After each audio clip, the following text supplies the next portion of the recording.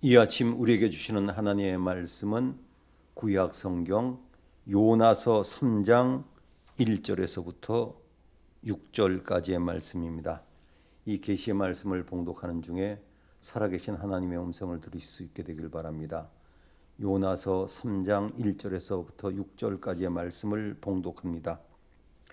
여호와의 말씀이 두 번째로 요나에게 임하니라. 이르시되 일어나 저 큰 성읍 니느웨로 가서 내가 내게 명한 바를 그들에게 선포하라 하신지라. 요나가 여호와의 말씀대로 일어나서 니느웨로 가니라. 니느웨는 사흘 동안 걸을 만큼 하나님 앞에 큰 성읍이더라. 요나가 그 성읍에 들어가서 하루 동안 다니며 외쳐 이르되 40일이 지나면 니느웨가 무너지리라 하였더니 니느웨 사람들이 하나님을 믿고 금식을 선포하고 높고 낮은 자를 막론하고 굵은 베옷을 입은지라. 그 일이 니느웨 왕에게 들림에 왕이 보좌에서 일어나 왕복을 벗고 굵은 베옷을 입고 제 위에 앉으니라. 아멘. 먼저 광고 말씀을 드리겠습니다. 다음 주일은 추수감사 주일입니다. 사실 우리가 최근에 경험했던 시대 가운데서 가장 어려운 때입니다마는 그래도 감사할 조건을 찾으면 있습니다. 그래서 다음 주일 추수감사 주일 예배로 드립니다. 그 다음 이제 사회적 거리 단계 1단계가 되었기 때문에 이제는 그 방역 규칙만 지키면 거의 정상으로 돌아갑니다. 그러니까 이제 우리가 기본적인 수칙만 지키고 또 요구하는 것이 한 자리 건너서만 앉고 마스크 쓰고 이런 기본적인 규칙만 지키도록 현재는 되어 있습니다. 개인적인 얘기지만 그저께 삼성의료원 또 상이 있어서 갔더니 삼성의료원이 가장 엄했었는데 문상 온 분들한테도 이제는 식사를 다 제공합니다. 다만 이렇게 칸막이만 두고 또 식사 안 하는 동안은 마스크 쓰고 이러고 저도 놀랐습니다. 그 엄했던 삼성의료원까지 문상객들한테 식사 제공을 하고 지금 이렇게 돌아가고 있습니다. 그래서 기본적인 것만 지키면서 나아가면 되겠습니다. 그래서 식사도 우리 우 목사님께서 준비하셔가지고 보시면 알지만 다 칸막이 돼 있습니다. 그래서 이렇게 아시고 기억해 주시고 이제 신앙생활은 정상적으로 돌아간다. 그렇게 생각하시면 되겠습니다. 당연히 새벽 기도도 드리고 이제 모든 것이 규칙만 지키면서 나아갈 수 있는 것이 참 감사합니다.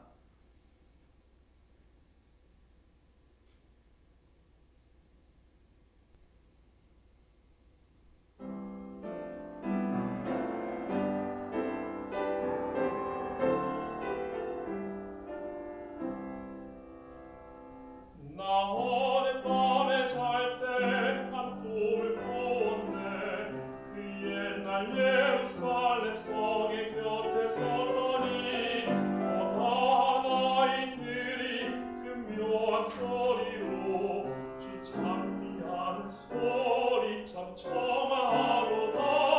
천군과 천사들이 바닷변과 같이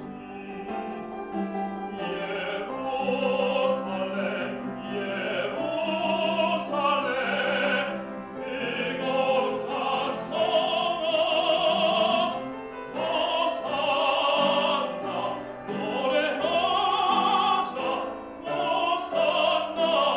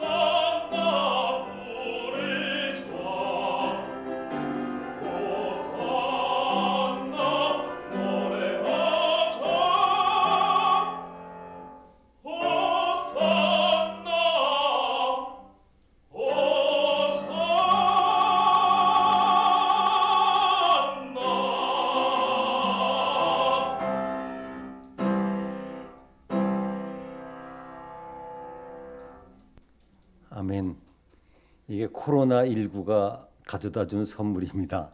우리 일부 예배 때는 찬양을 할 수가 없었는데 코로나19 때문에 어려운 것도 있지만 이런 또 새로운 일들도 시작되고 있습니다. 오늘 말씀의 제목이 조금 보통 때하고 다릅니다. 니느웨가 회개했다. 젊은 사람들 표현으로 말하면 헐, 니느웨가 회개했대? 그 당시 매스컴이 있었다면 엄청난 믿어지지 않는 가짜 뉴스일지도 모른다고 그럴 겁니다. 중동 지방을 지배하고 있는 아수르, 즉 아시리아 제국의 수도가 갑자기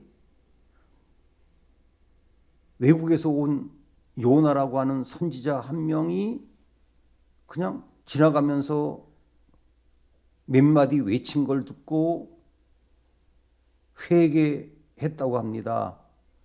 모든 국민들부터 그것 때문에 왕까지, 이거는 그 불가능한 일에 가까웠습니다.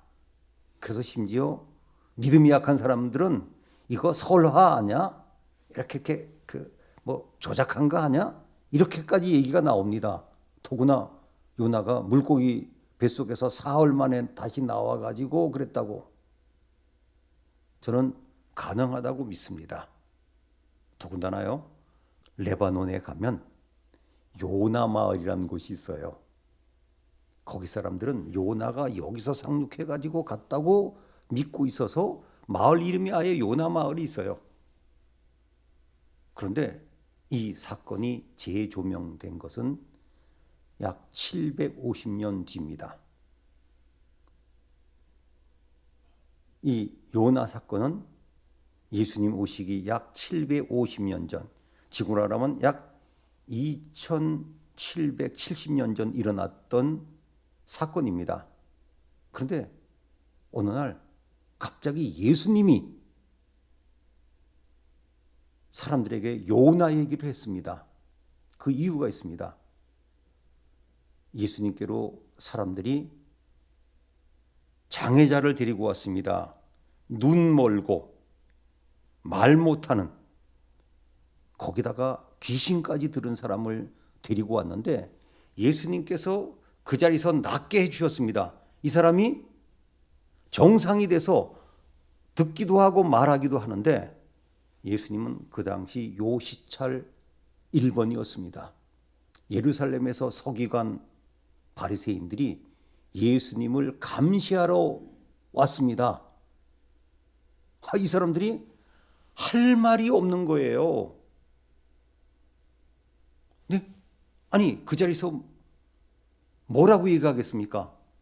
그러니까 할 말이 없으면 가만히 있어야 되는데 궤변을 늘어놓습니다. 요즘 이런 사람들이 많습니다. 예수님이 고친 걸 인정 안 할 수는 없으니까 어떻게 얘기했느냐? 마태복음 12장에 보면 이렇게 이야기합니다. 귀신의 왕을 힘입어서 저 귀신을 쫓아내고 고쳐주었다. 그러니까 예수님이 요즘으로 말하면 용한 점장이 용한 무당 취급을 한 거죠. 그랬더니 예수님께서 한 말씀하셨습니다. 그러면 귀신의 나라는 끝장났네. 자기네끼리 서로 쫓아내고 그러니까 말도 안 된다. 그러면서 이 바리새인들은 또 예수님께 무리한 요구를 합니다. 당신을 믿을 수 있는 증거를 보여달라고 얘기하니까 예수님께서 말씀하십니다. 지금 시대에 참 악하다. 이 시대 사람들 악하다. 내가 요나 얘기를 하겠다. 니느웨 사람들이 750년 만에 다시 살아난다면 이 자리에 와가지고 당신들을 야단칠 거라고. 우리 같은 사람들도 그 요나라고 하는 한 사람을 통해서 잠깐 들은 얘기 듣고 왕까지 회개했는데 너희들은 뭐 하는 거냐고. 하도 안 믿는 사람들을 보고 예수님께서는 정말 심한 얘기를 하셨습니다. 인간을 방해하면 용서받지만 성령을 회방하면 용서받지 못한다고, 이 말을 이렇게 보통 해석하는 게 정확합니다. 너희들 신앙도 있고 성경도 아는데 하나님의 아들인 내가 이렇게 직접 전도하고 직접 하나님의 역사가 나타나는데도 안 믿는다면 너희들은 회개 설사해도 죄사함 못 받는다. 사실 성경에요, 죄사함 못 받는다는 얘기는 이때만 나왔습니다. 자, 그러면 요나가 회개시킨 니느웨가 어떤 곳일까요? 저는 오늘 굉장히 뿌듯하고 감사합니다. 왜냐하면 우리 유튜브에서 성지를 소개하는 가장 큰 이유가 설교 가운데 또는 성경 공부 가운데 이 유튜브 영상을 써서 하나님 말씀을 효과적으로 전하기 위해서, 가르치기 위해서 만든 거거든요. 근데 지금까지는 제가 그 성지에 대한 사진 영상은 우선 기본 편집만 해가지고 보여드렸지만 유튜브에서 제대로 편집된 것은 처음으로 보여드리기 때문에 제가 오늘 너무 흐뭇합니다. 그러면 니느웨가 어떤 곳인지 한번 가보시겠습니다. 니느웨는 지금 이라크에 있습니다. 이라크의 큰 도시인 모슬에 있는 성경시대의 중요한 유적입니다. 니느웨는 성경에서 두 가지로 유명한 성읍이라고 알려져 있습니다. 첫 번째는 사네립 왕이 수도로 정한 곳입니다. 두 번째는 선지자 요나가 하나님의 말씀을 전해서 회개하게 만든 도시입니다. 이 사네립 왕은 아버지 사르곤 왕이 수도로 정한 코르사밧을 그대로 사용하지 않고 남쪽으로 16km 떨어진 티그리스 강 옆에 있는 곳에 수도를 다시 정해서 성읍을 다시 건축했습니다. 성벽의 길이가 13km가 되는 이 니느웨는 가운데에 티그리스 강과 연결되는 호슬 강이 지나고 있습니다. 사네립은 이 도시를 가장 세상에서 위대한 도시로 만들고 싶어 했습니다. 그래서 성벽을 쌓고 또 해자를 두르고 또 55km 넘는 자그로스 산맥에서부터 수도를 끌어들이고 수상정원, 여러 가지 정원을 만들었습니다. 그리고 당연히 궁전을 지었습니다. 이곳에는 두 개의 중요한 유적이 있습니다. 첫 번째로 쿠윤직이라고 하는 언덕입니다. 이 언덕 위에 그는 그 당시에 다른 곳과 비교할 수 없을 정도로 훌륭한 궁전을 지었습니다. 남서쪽에 있는 이 궁전은 복합 건물로 알려져 있습니다. 그 안에 뜰도 있었고 아련실도 있었고 여러 가지 방도 있었습니다. 특별히 이곳에서 중요한 유적이 발견되었습니다. 이 사네립 왕은 자신의 치적을 특별히 조각으로 부조로 나타내기를 좋아했습니다. 그는 예루살렘은 정복하지 못했지만 제2의 도시였던 라기스를 정복하는 장면을 부조로 36번 방에다가 설치했습니다. 그리고 그 유물은 지금 대형 박물관에 대부분 옮겨져 있습니다. 원래 높이가 2.4m, 길이가 24m가 되는 이 유물이 박물관에 대부분 옮겨져 있습니다. 이곳은 고고학적으로 역사적으로 중요한 유적입니다. 저는 참 감사한 것은 제가 이 유물들을 볼 때는 저하고 특별한 인연이 있을 줄 몰랐습니다. 제가 테엘 라기스 발굴 단장으로서 이 라기스를 기록한 유적이 있는 곳을 발굴하게 되는 특별한 은혜가 있었습니다. 여기는 테엘 라기스입니다. 지정학적으로 중요한 곳이 되었습니다. 그래서 아수르의 사네립은 그 중요성을 알기 때문에 이곳까지 점령하고 난 뒤에 예루살렘을 공격했던 것입니다. 이스라엘 원정에서 돌아온 사네립은 아들들에게 살해를 당하고 다른 아들인 에살핫돈이 그 왕위를 이었습니다.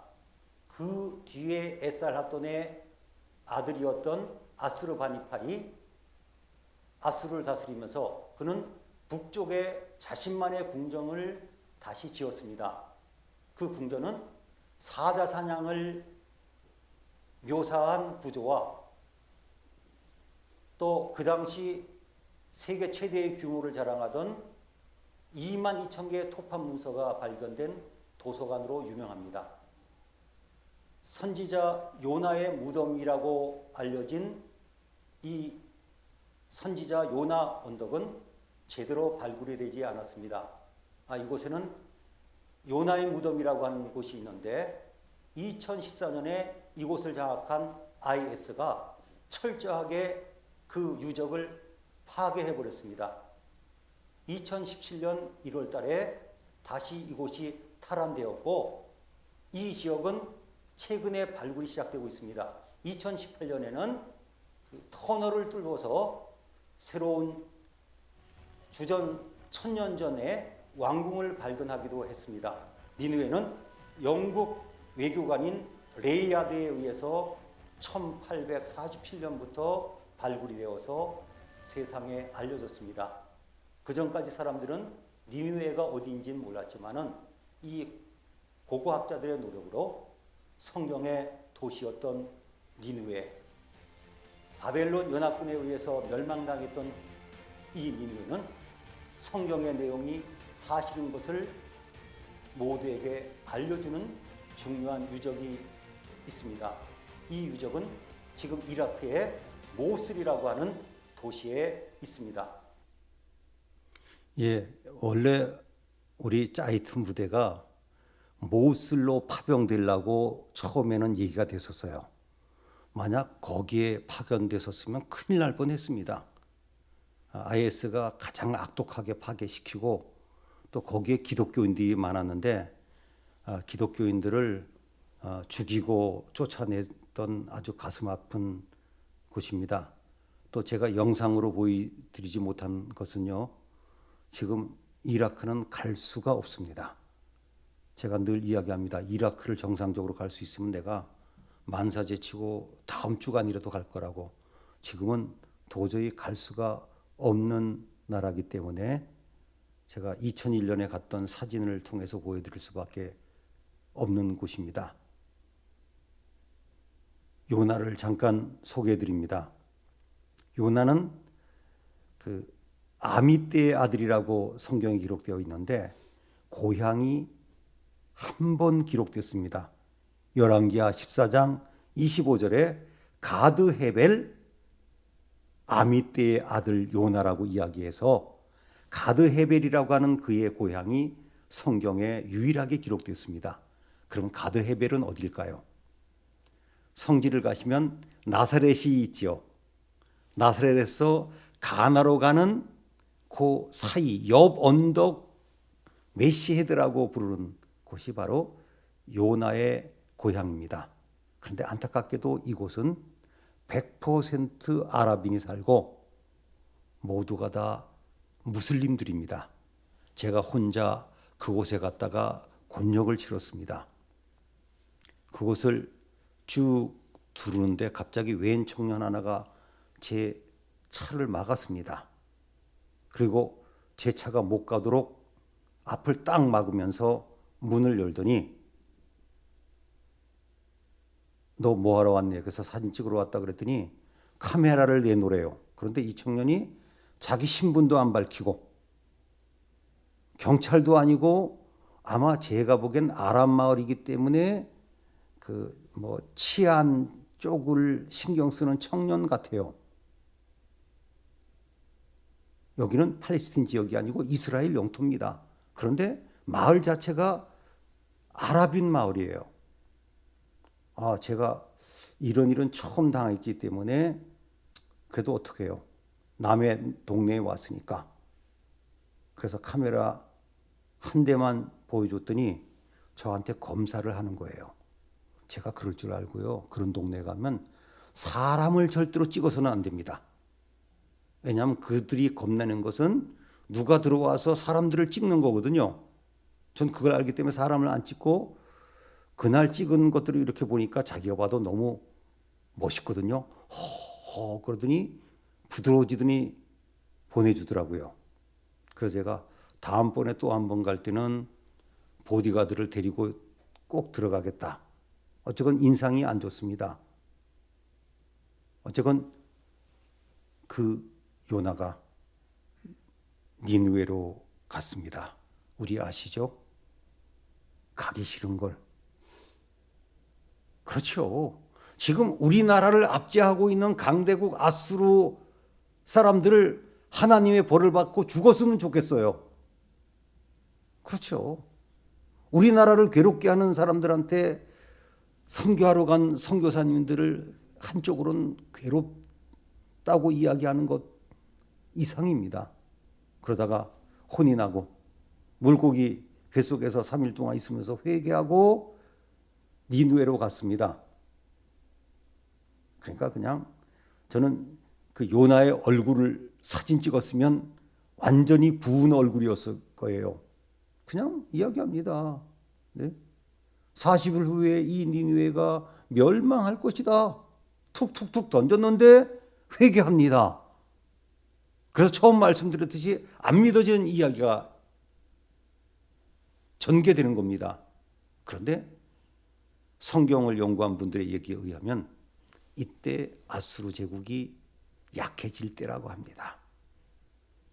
전쟁에서 패전도 하고 반란도 일어나고 기근도 심해지고 심지어 옛날 사람들이 두려워하던 일식이 일어났습니다. 아예 기록이 이렇게 돼 있어요. 주전 763년 6월 15일 완전 일식이 일어났답니다. 일식이 뭡니까? 태양이 완전히 가려지는 거죠. 옛날 사람들은 겁이 난 겁니다. 갑자기 대낮에 태양이 가려지니까 이런 뒤숭숭한 분위기에 우왕좌왕하고 있고 불안해하고 있는데 갑자기 먼 외국인 선지자가 당당하게 40일 후에 이 성읍이 멸망한다. 지금 이대로 가다가 멸망하겠거든요. 그래서 모든 사람들이 그 얘기를 듣고 회개하고 믿기 시작했습니다. 왕도 그 얘기를 듣고 묵살하지 않고 탄압하지 않고 왕도 같이 회개해서 하나님이 그 니느웨를 징계하지 않았답니다. 그리고 이런 사건이 일어나고 난 뒤에 약 60년 뒤에 아수르 제국은 멸망했습니다. 아수르 사람들이 그것도 수도 니느웨 사람들이 아수르 제국의 기득권자들이 요나라고 하는 한 사람의 이야기를 듣고 회개한 겁니다.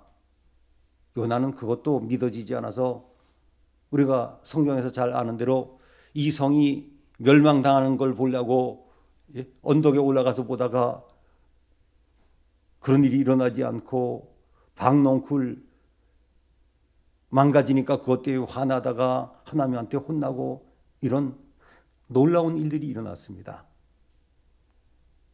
니느웨 사람들은 한 이방 선지자가 전한 말씀을 듣고 회개했습니다.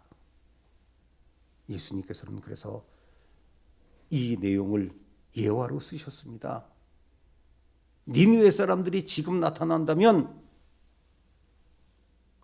너희들에게 야단칠 거다. 우린 그러고도 믿었는데 당신들은 지금 무엇하느냐? 니느웨가 주는 교훈입니다. 오늘날도 마찬가지입니다. 최근 들어서 우리 기독교는 가장 지탄을 받는 종교가 되었습니다. 억울한 것도 있어요. 우리가 코로나19를 퍼뜨렸나요? 그러나 이런 어려운 가운데 있습니다마는 저는 어떤 어려운 가운데 있을지라도 하나님은 역사하십니다. 그리고 하나님의 역사는 일어납니다. 그래서 우리는 주위의 상황에 너무 좌절하거나 낙심해서는 안 됩니다. 요나가 이렇게 전한 전도도 아니죠. 그냥 툭툭 던진 이 말을 듣고도 하나님의 역사는 일어났습니다. 제대로 순종하지 않는 요나의 그 선포를 통해서도 하나님의 역사는 일어난 것을 우리는 그것을 보았습니다. 교우 여러분, 낙심하지 맙시다. 하나님께서 하시면 불가능이 없습니다. 그 당시 중동의 최고 강대국이었던 니느웨 사람들도 외국에서 온 보잘것없는 남루한 한 선지자의 얘기를 듣고도 회개하는 역사가 일어났습니다. 하나님의 역사는 지금도 계속됩니다. 내 마음 속에서, 내 주위에서, 우리 가정 속에서, 내가 일하는 영역에서, 교회 속에서, 온 세계 속에서 하나님은 지금도 역사하고 계신 것을 우리는 믿고 믿음으로 나아가야 할 것입니다. 기도하겠습니다. 하나님, 저희들에게 믿음을 더하소서. 어렵고 힘들수록 하나님을 믿는 믿음을 저에게 더해 주시옵소서. 예수님의 이름으로 기도하옵나이다. 아멘. 찬송